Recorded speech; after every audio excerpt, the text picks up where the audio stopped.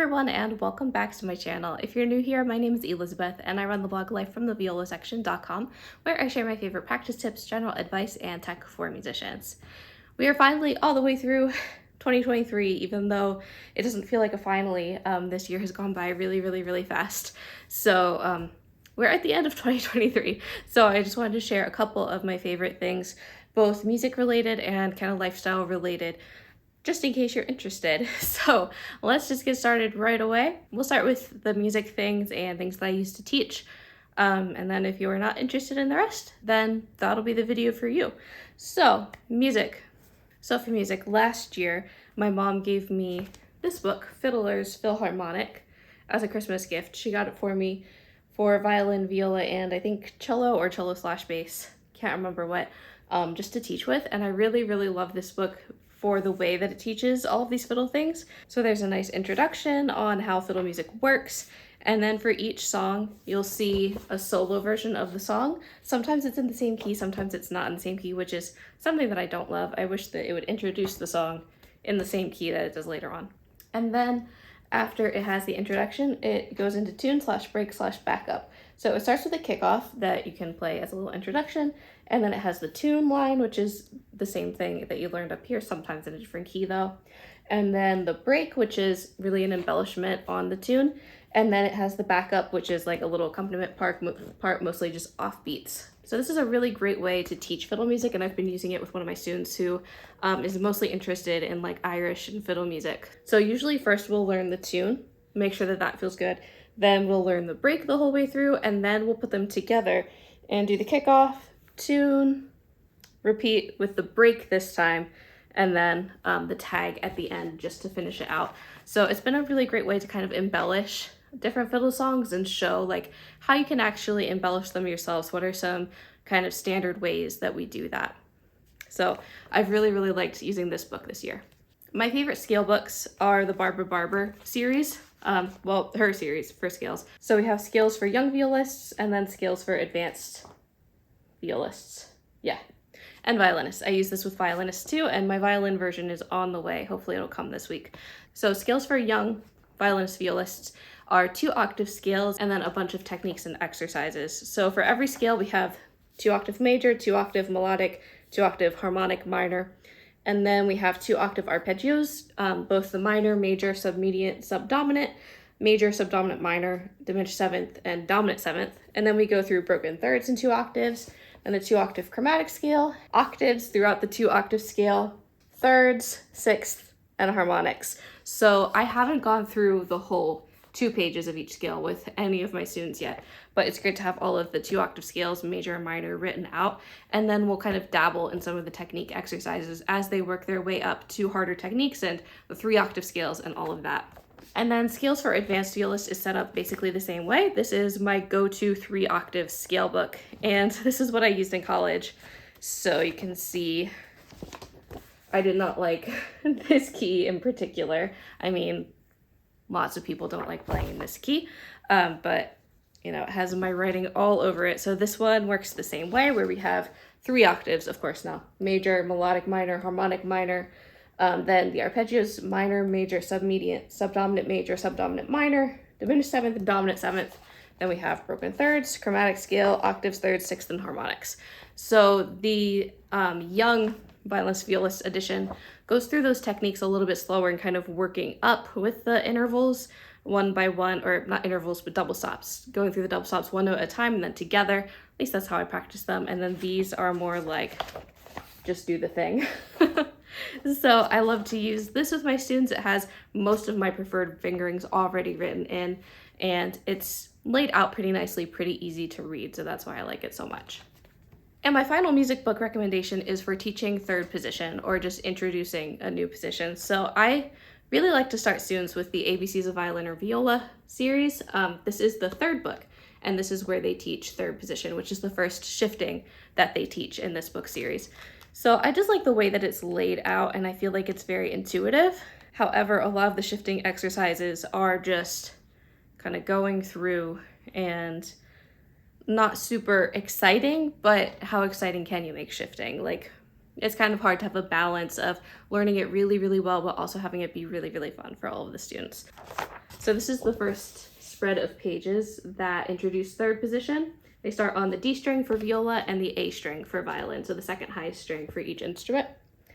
And they teach you what the Roman numerals mean. They show you what notes there are in that shifting on that string, and then just standard starting shifting exercises. So this goes through third position on all 4 strings, and I'll show you.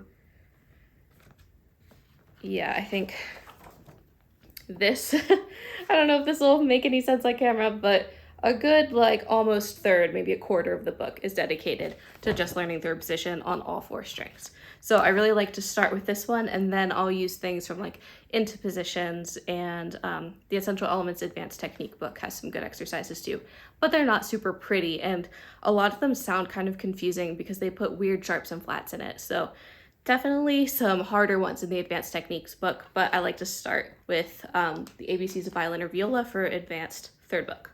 I might have talked about this last year, but I still very much love my iPad case. This is the Logitech Combo Touch for the iPad 12.9-inch version, iPad Pro 12.9-inch display. So it has the keyboard.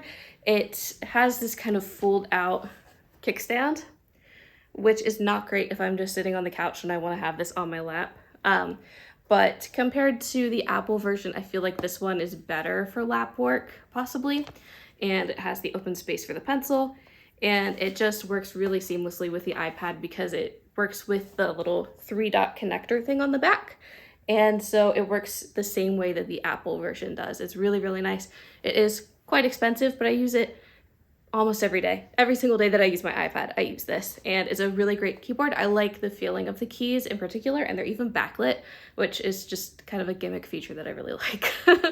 So I still love this iPad case, and I highly recommend it if you're doing a lot of typing and kind of desk work on your iPad. It has the trackpad too, which is the main reason why I bought it, because I don't want to type and then have to scroll on the screen. I want the trackpad so that it feels kind of like a laptop. All right, my last teaching tool today is this carbon dioxide detector or meter monitor. I use this just to make sure that the air is at least fairly clean and ventilated while I teach, so that hopefully we can reduce illness and also just think clearer, because a higher air quality rating means that your brain works more efficiently, and studies have shown that people perform not as well, like on tests, education, and even just feeling good when the air quality is bad. So the low air quality is very much important to me, especially with illnesses and especially COVID going around. So this also has the temperature and the humidity, which is perfect for just monitoring that my studio space is really good for everyone's instrument, including my own, since I keep them in there. Along with that, we have an air purifier right next to me. I'll show close-ups, B-roll footage, that I really, really like. It is very expensive, and I have a much cheaper option down in my studio, but it's very nice, and it's Wi-Fi / like app controlled. So you can set it and just have it on auto, or you can change it with your phone, but it keeps the air nice and clean, and it always shows that the air quality is really bad when we're cooking in the kitchen. We do have a gas stove, so I know it gets pretty bad like that, and an air purifier really, really helps keep everything just clean, and especially with having a cat too, it keeps some of the cat hair out of the air. It seemed much cleaner, like, you know, you see less cat hair floating in the air. That's kind of gross to put on the internet, but it's a real thing that lots of cat owners struggle with. Let's get into some more personal / lifestyle favorites. My favorite candle of the year is this fall candle from Target in the scent Ghoulish Gourd. Yeah, Ghoulish Gourd. First, I picked it up at the store because I love the little illustration on it. They had a bunch of fall decor with this specific illustration on it, and I was obsessed. So I also have the dish towel. But then I smelled it, and it's like the perfect fall Halloween candle. Also, if the camera is shaking right now, it's because my cat Pacho just rubbed his face on the tripod. But I wish that you could smell this over the internet, because it's like the perfect fall and Halloween scent. I'm really, really bad at describing smells, but it smells like when you open up the box of fall decor at the beginning of the season, and smells like leaves and apples and spices. It's really, really good. My favorite fall candle is usually Leaves by Bath & Body Works, so that's always a staple, but I just really, really love this one too. And this was a new find this year. I don't know if I have a favorite song for this year. I know I did last year. I think I said As It Was by Harry Styles, which I still love that song, but it's gotten kind of old to me. My top listened to song of the year was Maroon by Taylor Swift from Midnights. I don't know if I would say that that was my favorite song of the year, but it was my most played. But my favorite album of the year, at least new album of the year, is the 1975's Being Funny in a Foreign Language. This came out in October of last year, but I didn't really appreciate it fully until this year. So we're calling it 2023 favorite. Plus, I just saw them in concert in November. It was my third time seeing them, but I just saw them in November, and so I'm still riding that obsession right now. So this album is really, really good. I think it's their strongest out of all of their albums, even though I have special connections with their first two albums because they're the oldest, and I discovered them in like 2014 when they only had that first album out. So that's why I've listened to the most. But I feel like all their other albums have some songs that I skip all the time. This one, I can listen to the entire thing all the time and never skip any of the songs. So I feel like all around, this is their most solid album. They also worked with Jack Antonoff on this album. He's a regular collaborator and friend of Taylor Swift. So of course I'm gonna like it, you know? Also, this is the clear vinyl edition, and I love colored vinyls. It's very nice, and out of all of the new vinyl records that I've gotten this year, this is definitely the highest quality. So I'm thankful for that because Taylor Swift's records are always warped and it's really frustrating. And we'll end with some reading things. So I have two favorite books of the year. I cannot decide between them because there are two books that I know I'm going to come back to throughout my life. The first one, just in chronological order of when I read them, the first one is The Secret History by Donna Tartt, a classic dark academia literary favorite from, I think it's from the 90s, but I read it for the first time this year and it became it consumed my whole brain for a good month or so. This is the first book, at least outside of school, that I've annotated straight into. I was just highlighting those pages with my new highlighters and I had a great time.